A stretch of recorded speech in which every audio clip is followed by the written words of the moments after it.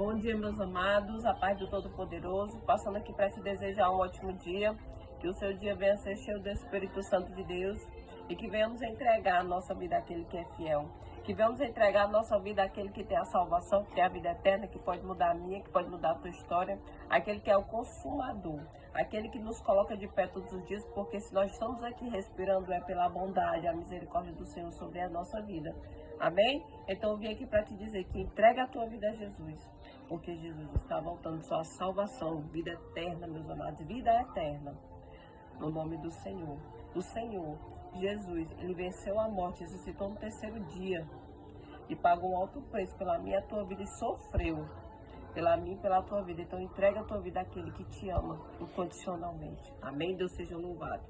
Eu quero deixar uma palavra lá em 1 Reis, capítulo 18, versículo 14. Pois assim diz o Senhor, o Deus de Israel, a farinha na vasilha não se acabará, e o azeite na botija não se secará, até o dia em que o Senhor fizer chover sobre a terra.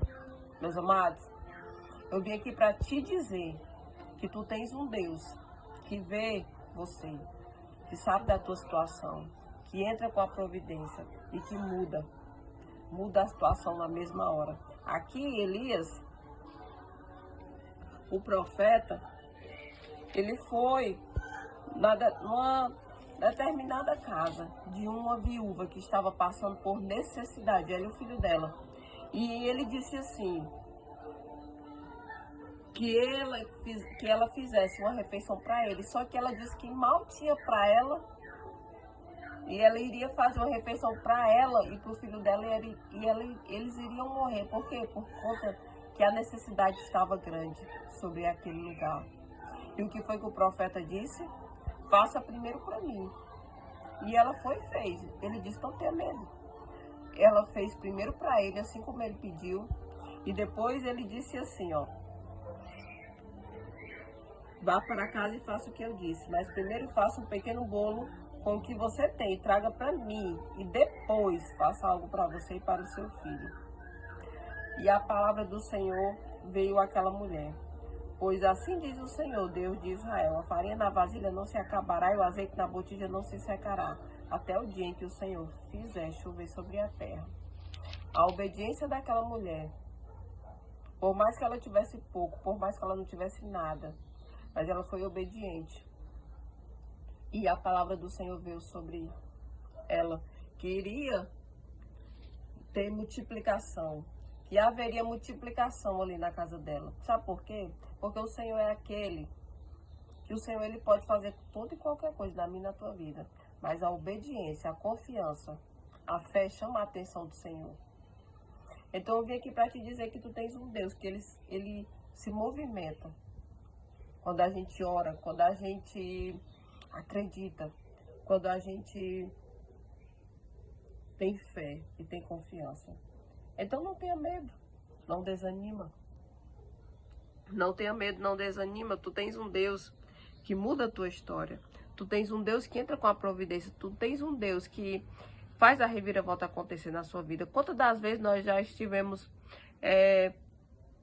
passando por situações em determinadas áreas e o Senhor foi aquele que proveu, o Senhor é aquele que provê e o Senhor é aquele que cuida de cada um de nós. Então não tenha medo, por mais que esteja difícil, por mais que tenha dificuldade, por mais que tenha problema, por mais que tenha levante, por mais que tenha situações adversas, não tenha medo. O Senhor é aquele que te sustenta, o Senhor é aquele que te ajuda. Não tenha medo, escuta a voz do Senhor, ore, clame, confie e não se preocupe, porque o Senhor é aquele que está vendo a tua situação, é aquele que entra com a providência e faz o impossível acontecer. Assim como ele fez, o Senhor fez a providência entrar na vida, na casa daquela mulher que não tinha nada, o Senhor faz entrar na tua casa, na tua vida e na tua família. Então eu vim aqui para te dizer que confia, que acredita e continua crendo num Deus que vai mudar a tua história. Nenhum mal permanece de pé.